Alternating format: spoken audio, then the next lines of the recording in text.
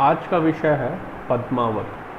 हम सभी लोगों ने एक मूवी देखी थी 2018 में, पद्मावती, या उसका नाम पद्मावत था शायद, जिसमें दीपिका पादुकोण पद्मावती बनी थी, अलाउद्दीन खिलजी रणवीर सिंह बने थे और राजा रतन सिंह शाहिद कपूर बने थे। और इस पिक्चर को संजय लीला भंसाली ने बनाया था। अब इस मूवी को यदि इतिहास की नज़रों से देखा जाए तो हम लोग को पता है कि 16वीं शताब्दी में एक साहित्यकार थे, ध्यान रखिएगा, साहित्यकार थे, न कि इतिहासकार थे, क्योंकि साहित्यकार और इतिहासकार दोनों में अंतर होता है। तो एक साहित्यकार थे, उत्तर प्रदेश के रहने वाले थे। उत्तर प्रदेश में एक ज़िला है जौनपुर, जो बनारस से लगभग 50-60 किलोमीटर दूर है। ये वही जौनपुर है जहाँ एक बहुत भारत प्रसिद्ध एक मंदिर हुआ करता था, अटाला देवी मंदिर, जिसे बाद में अटाला मस्जिद कर दिया गया। और ये वही जौनपुर है जिसे पूरब का सिराज भी बोला जाता है, क्योंकि सिराज एक काफ़ी बेहतरीन शहर रहा है हमारे ईरान का। तो उसी जौनपुर में एक गांव है जायस गांव। उस जायस गांव में मलिक मोहम्मद जायसी का जन्म हुआ था और वो एक साहित्यकार थे। उन्होंने एक साहित्य की रचना की। हम लोग को पता है कि साहित्य एक कल्पना होता है, एक फिक्शन होता है, एक मानव मस्तिष्क जो सोचता है उसे अपने साहित्य में उकेरता है। तो इन्होंने एक घटनाक्रम को ध्यान में रखते हुए साहित्य की रचना की और उसके केंद्र में एक रानी पद्मावती को लेते हुए कहानी की रचना की। ये वही पद्मावती थी जिसकी चर्चा मूवी में है। तो अब यहाँ पे ये ध्यान रखना है कि क्या इतिहास में कोई पद्मावती नामक रानी थी?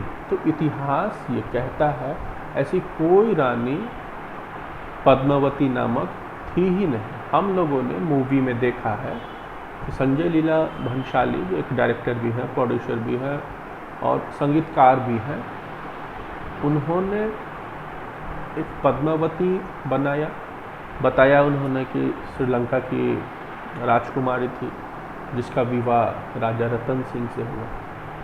और 1303 ईस्वी में, ये सच है कि 1303 ईस्वी में एक युद्ध हुआ है। अलाउद्दीन खिलजी, जो खिलजी वंश का था, जिन्होंने अपने चाचा और अपने ससुर की हत्या करके खिलजी साम्राज्य पे आधिपत्य स्थापित किया था।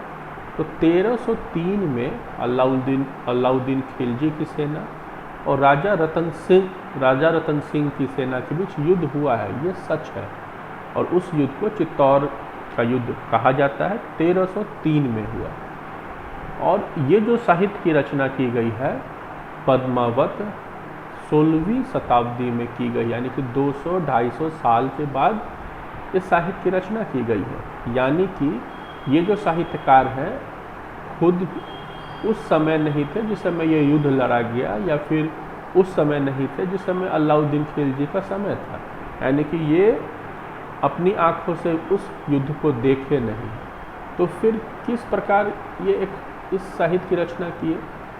हम लोग ये भी देखते हैं कि 1303 में जो युद्ध हुआ और जब ये पुस्तक की रचना की गई है, उस बीच में 200-250 साल के बीच में कोई भी ऐसा इतिहासकार नहीं है जिन्होंने इस बात की चर्चा की है कि अलाउद्दीन खिलजी ने रानी पद्मावती के कारण युद्ध को लड़ा था, या फिर किसी ने ये नहीं बताया है कि ये जो राजा रतन सिंह है उनकी पत्नी का नाम रानी पद्मावती था।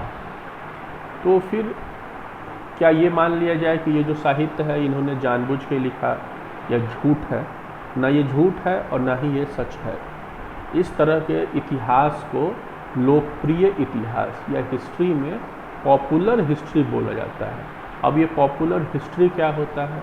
कुछ ऐसा इतिहास होता है जिसका सच्चाई से दूर दूर तक वास्ता नहीं होता है, लेकिन हमारे समाज में, हमारे लोगों के बीच ये रस बस जाता है और इसे हम लोग सच मान लेते हैं। तो हो सकता है ये हुआ होगा कि लोकगीतों में, किंवदंतियों में इस बात की चर्चा की गई होगी कि अलाउद्दीन खिलजी ने एक रानी के कारण चित्तौड़ पे हमला किया और इतना बड़ा युद्ध हुआ। ये एक लोकगीत के माध्यम से हुआ है। हम लोग जानते हैं कि हमारे भारत में लोकगीत का काफ़ी महत्व है। गाँव में, शहरों में, हमारे संस्कृतियों में लोकगीत रचा बसा हुआ है। तो हो सकता है उन लोकगीतों के माध्यम से, कहानियों के माध्यम से मलिक मोहम्मद जायसी के पास ये कहानी पहुंची होगी, कुछ वो भी उसमें ऐड ऑन किए होंगे और एक साहित्य की रचना की। तो एक बात हम लोग को बिल्कुल स्पष्ट रूप से जान लेना है कि इतिहास में रानी पद्मावती का कहीं से कोई जिक्र नहीं है। ये जो साहित्य था इसका इतिहास से कोई भी लेना देना नहीं है। अर्थात ये जो मूवी थी इतिहास बेस्ड नहीं थी, साहित्य बेस्ड थी। और अगर हम लोग इस मूवी को देखे हैं तो मूवी शुरू होने से पहले लिखा गया है कि इस कहानी का किसी भी पात्र से कोई मतलब नहीं है, ये एक काल्पनिक कहानी है। तो ये हुई बात कि रानी पद्मावती एक काल्पनिक चरित्र है जिसे मलिक मोहम्मद जायसी ने रचा था, और एक काल्पनिक चरित्र को ध्यान में रखते हुए संजय लीला भंसाली ने मूवी बनाई। और हम लोग मूवी को ही आधार मान के इतिहास का निर्माण कर लेते हैं कभी कभी, और पिक्चर देखते हैं और मानते हैं कि हमारे इतिहास में ऐसा ही हुआ होगा। अब यहाँ पे एक बात ध्यान देने का है कि जो 2018 में ये मूवी आई थी या आने वाली थी, तो हम लोग को पता है कि ये जो राजपूत समाज है जिसमें जिनकी एक सेना है करनी सेना, इन्होंने काफ़ी बवाल मचाया था पूरे भारत में। गुड़गांव में बच्चों के बसेस पे भी पथराव किए गए थे, जबकि उन्हें इस बात की शायद जानकारी नहीं होगी कि ये जो कहानी है काल्पनिक है। इसलिए जब भी किसी हिस्ट्री बेस्ड या साहित्य बेस्ड कोई मूवी बने तो उसे इतिहास नहीं मानना चाहिए। इतिहास वही होता है जो एक प्योर हिस्ट्री के बुक में एविडेंस के साथ लिखा जाता है। इतिहास वो नहीं है जिसे सिर्फ बोल दिया गया। यदि हम लोग बोल रहे हैं, किसी भी चीज़ों के बारे में बता रहे हैं, तो यदि हम लोग उसका एविडेंस नहीं देंगे, साक्ष्य नहीं देंगे, तो वो इतिहास नहीं होगा। इसलिए कभी कभी रामायण और महाभारत को भी साहित्य का दर्जा दिया जाता है, न कि इतिहास का दर्जा दिया जाता है। तो ये हम लोग का टॉपिक था, और ये हम लोग आज जाने कि रानी पद्मावती जिस पर मूवी बनी है वो एक काल्पनिक चरित्र है, इसका इतिहास से कोई लेना देना नहीं है। और इस मूवी में हम लोग ये देखे हैं, विशेष रूप से मैंने भी इस मूवी को देखा था, तो इस मूवी में अलाउद्दीन खिलजी को एक डेविल टाइप का, अर्थात एक राक्षसी प्रवृत्ति का दिखाया गया है, जो अपने इच्छाओं की पूर्ति के लिए किसी भी हद तक जा सकता है। उसे कहीं न कहीं अपने सेनापति मलिक काफूर के साथ भी उसे अंतरंग संबंधों के साथ दिखाया गया है, लेकिन इतिहास में कहीं इन सभी चीज़ों की चर्चा नहीं है।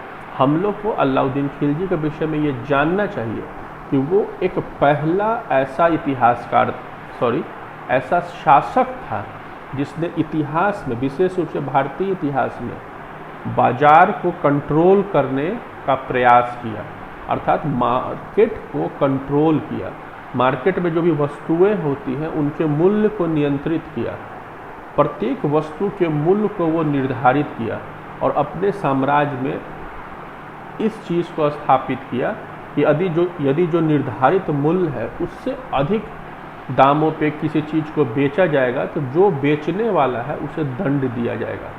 और ये अपने आप में बहुत बड़ी बात है। और ये जो अलाउद्दीन खिलजी का बाजार नियंत्रित नीति है, मार्केट पॉलिसी है, मूल्य नियंत्रण नीति है, इसे ऑक्सफोर्ड यूनिवर्सिटी में पीएचडी लेवल पे भी पढ़ाया जाता है।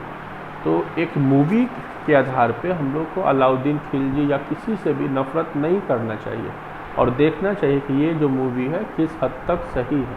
ऐसी बहुत सारी मूवीज़ हैं जिसे इतिहास समझ के पिक्चर को दिखाया गया है और जिसका संबंध कहीं से भी इतिहास से रहा नहीं है। कल भी जो वीडियो बना था उसमें हम लोगों ने चर्चा किया था कि अकबर की पत्नी का नाम जोधा बाई न होकर हरका बाई था।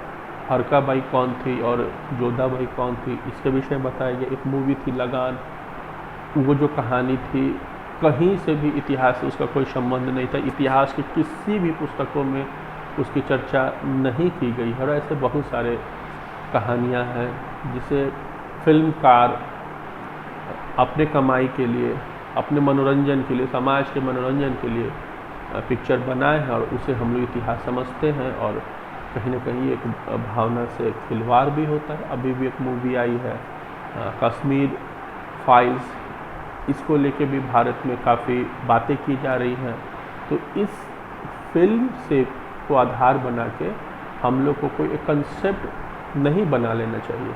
अगर जानना है कि कश्मीर में क्या हुआ है, उसके लिए बहुत अच्छी अच्छी पुस्तकें हैं, रामचंद्र गुहा की पुस्तकें हैं, उसे पढ़ना चाहिए, न कि पिक्चर को ध्यान में रखते हुए पिक्चर को देख के हम लोग इतिहास का निर्माण कर लें। और आज का ये टॉपिक यहीं तक था। धन्यवाद।